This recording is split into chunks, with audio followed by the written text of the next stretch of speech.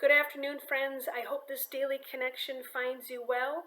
I hope that you are able to find a sunny spot in your home or on a porch or outside underneath a tree and just soak in some of this beautiful vitamin D as it helps nurture the soul and helps feel good, especially as we are knocking on the doors of winter.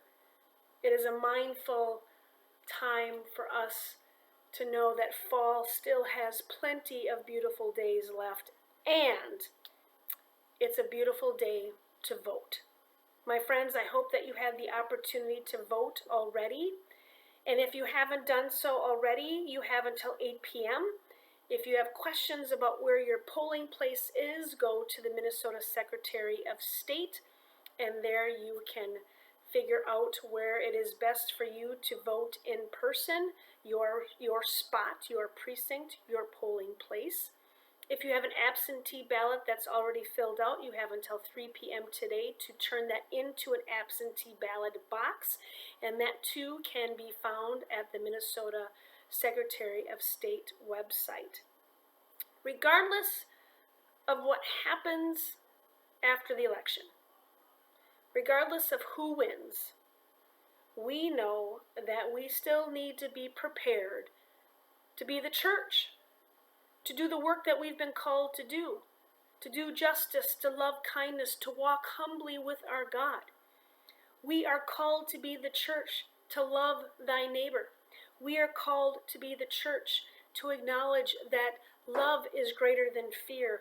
We are called to be the church where grace and compassion rule the day. We are called to be the church of Jesus the Christ.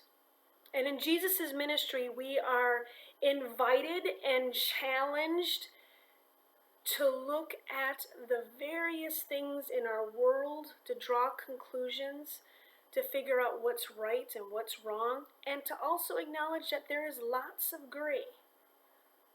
So in those moments, how do we work together to find solutions? Not to be divisive, not to wedge people against others, because we know that that never works. We know that when we are mouthy with one another, when we're mouthy with our neighbor, when we are mouthy as church people, it never ends well. And it doesn't feel good. Now, it doesn't always have to feel good, but there's a difference from being intimidated than challenged. There's a difference when we are just to poke fun than it is to be prophetic.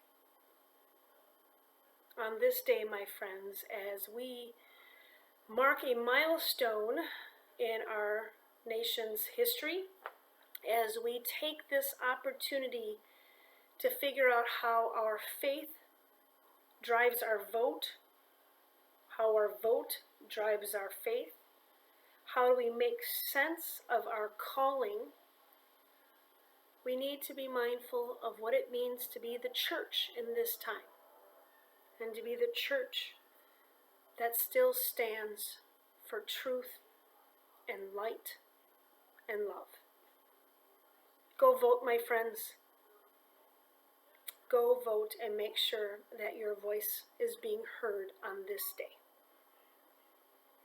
And speaking of voting, it's our annual meeting on Sunday. So if you would like to be a part of that virtual experience, all of that information is in our daily connection. Be well with your soul on this day. Be still and know that God is God, and I will see you soon. Take care, and happy Election Day.